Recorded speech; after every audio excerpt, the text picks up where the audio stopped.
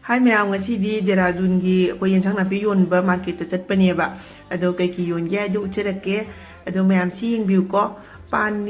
se ko hau pan haina bane ba si se ko son da su yam na phang bani ado si iro na ja ba da yam hawi si se ko thela big thana yole ba ado ga si na thaibong ni pa si na se mi se thaibong se sumai na se ma ga oina yoli kg ma na chaga kg ma khai ma loning ba do dum asem boina phange ba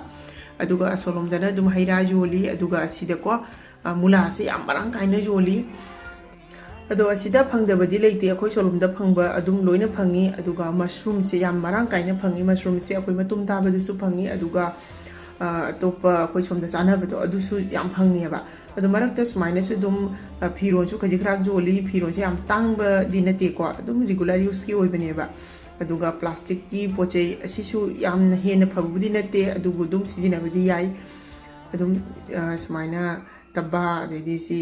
rek ka se yam hongi rek se lupa chani adumai ta piye ba ko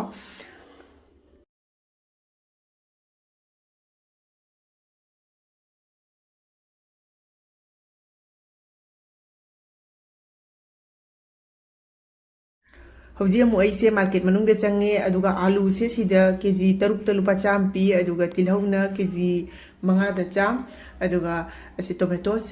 na kg mari da lupa cham adumai na pi ba ado atei di akoi solom da phangba chum loina phangi aduga akoi gi kaino strawberry se sida yamna honge ba ko strawberry se kg da cham ni phu dumai na pi aduga yam su tummi aduga hawai uri akhoi gi asang bi gi de kitang pak bi do adusu phangi ado asini mayam adum ngasi gi market che ni mayam no ming haning na video se dum namja bane aisu sumai na pa da thoga video number se yam ikai se yeba ko ado dum mayam da yang haning na number ni ado mayam na video se nungai ra ga di so da like to subscribe mu